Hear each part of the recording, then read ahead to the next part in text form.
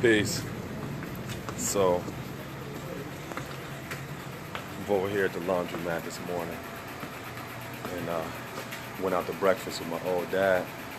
So, I want to record some of our build about Sundown Towns and some of his experiences growing up, experiencing racism in this country. So.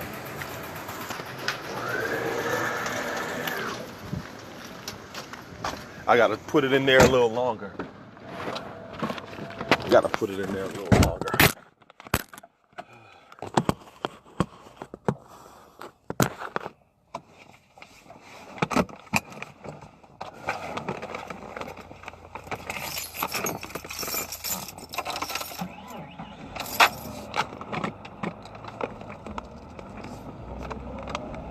Charlie. He be dressed all the time. Charlie package.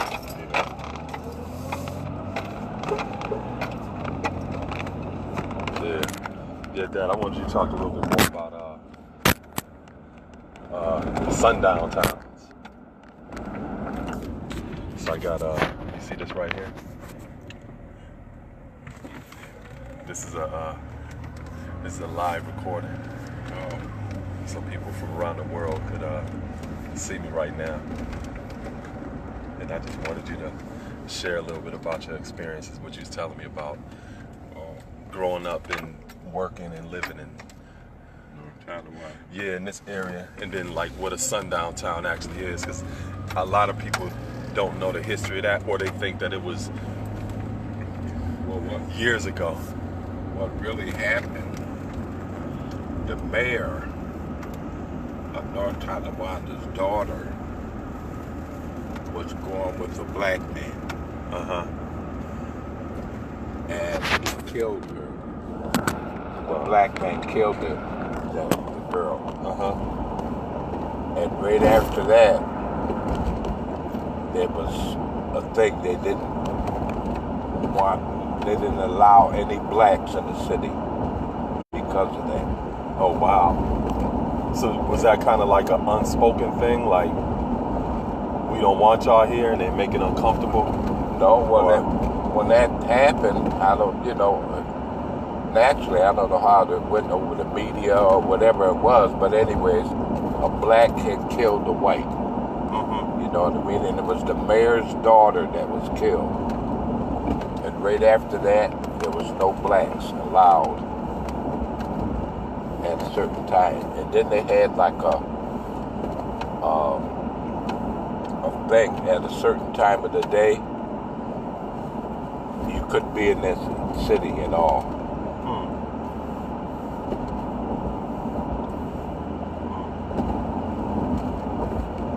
And it was labeled a sundown city, because after dark, which is night, after dark, you couldn't be there. Yeah, a lot of people. Well, some people think that that kind of stuff was just going on in the South. No. But so around what years was that? 19 what? It's probably in the 40s or 50s, the late 40s or 50s. So like Mr. Scott was saying when I asked him about when he started to see some changes in like the race relations, he said he started to see it around the 70s. Around when did you start seeing like some changes? Not just with the relationships, but also like in terms of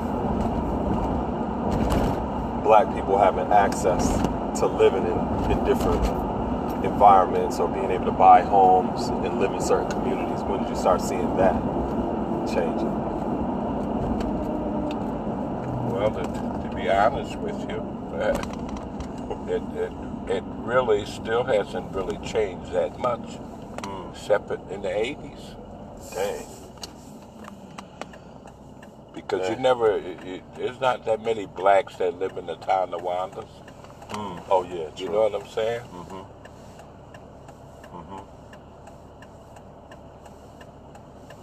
I would say that the changes probably took place more or less in, you could see it in the 80s, but there's still that.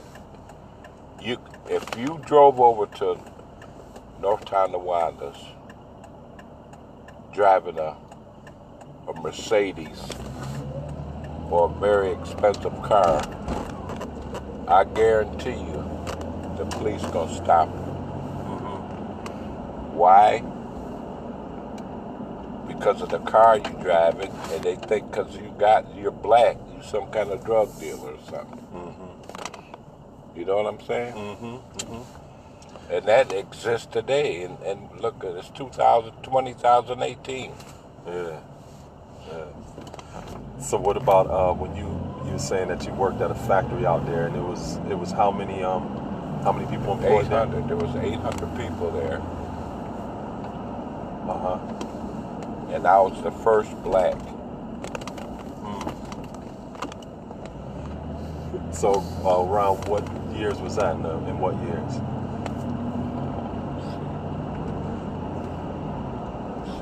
64. 1965. So now some black people, they look at that as like being in a position like that, being the only black. I wasn't no Uncle Tom or nothing.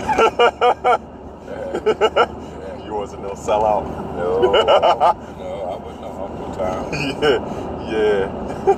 So I mean, so not being that, how did that working in an environment like that and not being no sellout or no bootlicker or nothing like that? How was that?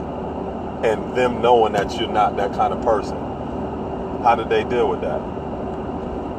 Well, they didn't, because there was a lot of talking, and they would say things and you could hear, you know what I mean, like that. Yeah. But one thing I used to do, I wasn't nobody's punk. I used to be good with my hands, you know what I mean? Yeah. You know what I mean? I was good with my hands to fight, you know what I mean? Yeah. And when I used to hear them, all that whispering and stuff, and this is what I used to do at lunchtime. We'd be in the locker room or something, sitting there eating, and I could hear, nigger, or hear different things like that. What I used to do at lunchtime, I used to go in my pocket and pull my knife out and sharpen my knife. I'm telling you the truth, son. I would sharpen my knife, and then I would take a piece of newspaper and slice it. So they know that knife was super sharp. Just by like, this nigga crazy. We better not do nothing. And that's a fact. I used to do that, Saladin. Yeah. And that was a protection mechanism. It was, you know what I mean? Yeah. Because God knows if one of them had to put their hand on me, I would have used it. Yeah. You know what I mean? I would have used it. Would have been no doubt in my mind. Yeah. But the thing is, like I said, this was in 1965. Yeah. And I didn't have a car. And I worked there from 65 to 66. And I was never late. Never late once. And I always had in the frame of mind that I would always like to get to the work early, not late. I didn't want to get on the job or something where the moment I get there, boom, boom, boom, boom, boom, I got to work. Yeah. You know what I mean? And so I was always blessed to make the connections to get to work on time. So how did Mom feel about it? Like you going all the way out there and she knowing that was a dangerous situation for you to be working that far out and then not having a car. And Yeah, because she was nervous about it. but she knew her husband too. Like you said, she knew her husband wasn't no bootlicker and no, you know what I mean, and stuff like that. So yeah.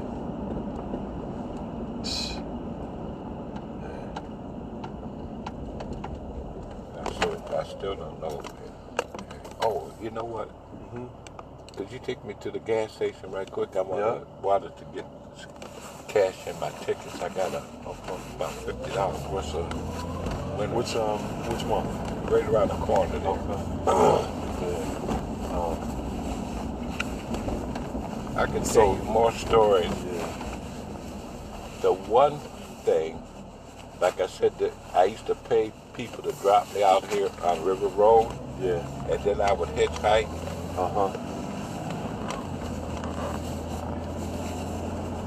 What happened? This guy picked me up like three times. Yeah. Come to find out, his name was Brown. He was the plant manager. He was the plant manager of the whole plant. So when he, so we got a connection there. And he knew I worked in when I got hired, I worked in the outside gang, the yard gang and stuff. And he knew all the supervisors and all the stuff like that. He found out that I came from New York Central Railroad. I used to be a track man over there and stuff. And so he put a bug into the supervisor's name, the supervisor of the yard gang and stuff like that. And the first thing the supervisor did was appointed me, since I had the experience of being a track man, being able to set track, tamp track, and all that about tracks, had me gauge and do the tracks around the whole plant. Were you working by yourself, or did you have like? No, I had. They gave me people, some guys from the yard gang. So right over there. So basically, were you like a supervisor over? Well, they didn't call me a supervisor. That golf station. Okay. But you did give direction to some of these. Yeah. How did they respond to that? Because that might have been the first time they had some black man over them. Yeah, it was. How did they? Well, how did the they body respond? language, you know how that is. You know what I mean? And see, that's the thing we were blessed with. That Ma taught us. Pay attention to the body language. You know what I'm saying? Yeah. A person could say something with their mouth, but their body telling you something different.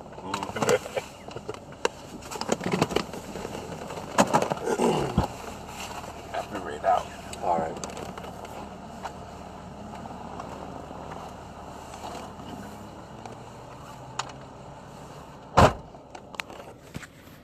Yeah, he went in the store for a minute, but y'all can see where I be getting some of my perspectives from.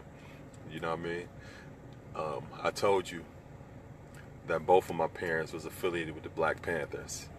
That was their orientation. You know what I mean? So a lot of our families growing up, whether we were in the South or whether we migrated to the North, all of us had some type of orientation. You had some families that were more leaning towards maybe a Baptist perspective in terms of what their worldview was.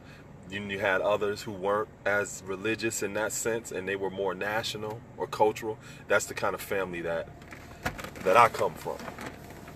Had more of a nationalistic, cultural leaning. You know what I mean? And that being the family dynamics or the foundation that I was raised in gave me a sense of self-identity and perspective in terms of viewing the world and attending the world that I never take for granted, because I oftentimes see my own peers and even children today that have never gotten that sense of self from that perspective. You know what I mean? And like I've mentioned in the past, in a cultural sense, it has helped inoculate me or immunize me against various different attacks on our identity as an original people here in the wilderness of North America, as well as I'm sure in other places throughout the world. So if y'all got any questions, definitely share, and I ask him, when he gets back in the vehicle. But I will that y'all can hear him very clear about the things that he's sharing, and that it gives you a good sense of self, as well as some insight into me, why I am orientated the way that I am.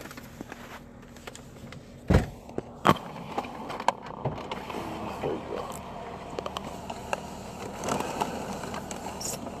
So what happened too, the supervisor of the yard gang's son worked with us, and we hit it off pretty good.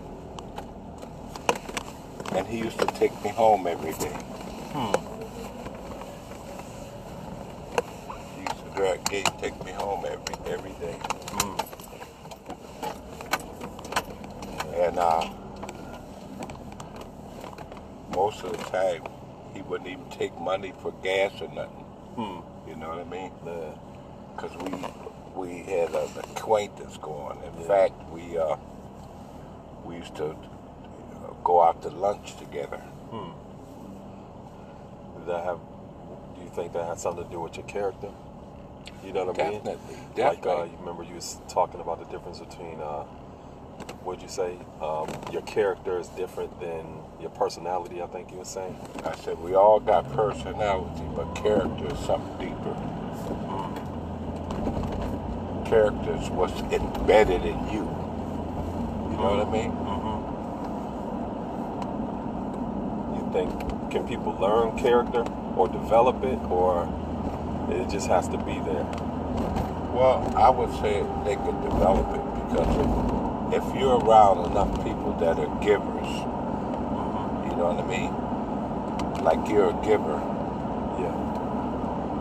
They pick that up. Saladin's a giver. It's the same thing as someone looks at you. Good morning. What do? You pass it on. You say good morning to somebody else.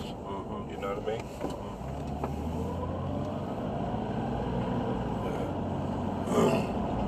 And patience. I know where I got patience from. I was blessed with the type of mother that I had, and her religious affiliation is to know that God should be in your life. There was things that I was followed through with, a legacy there. You know what I mean? And that's where that came from.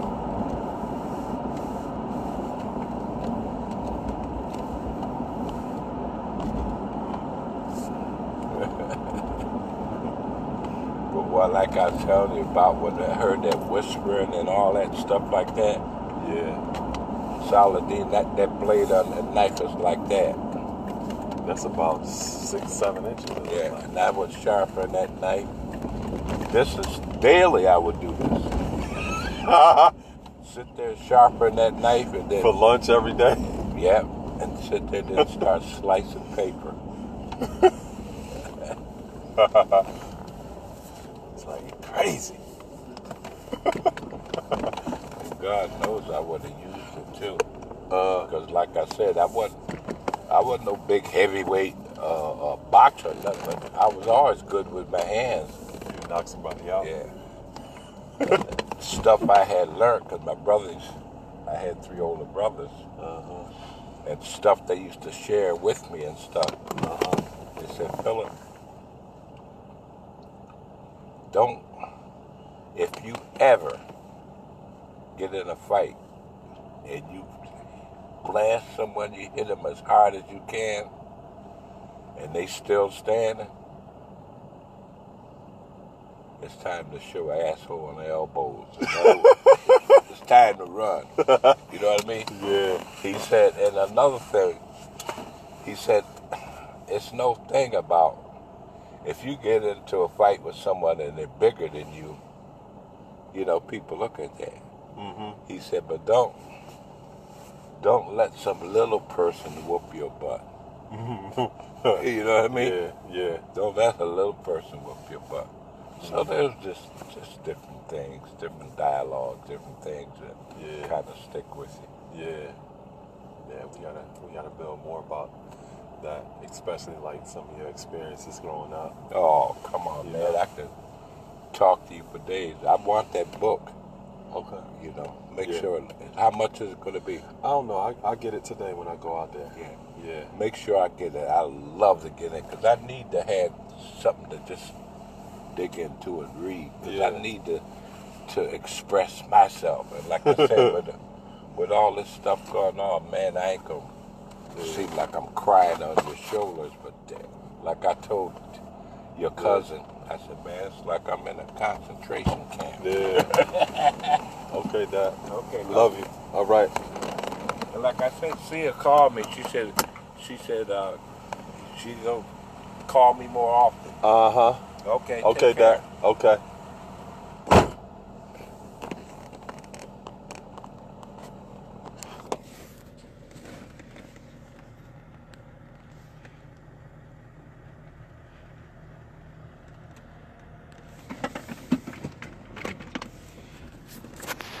That's my old dad. Peace.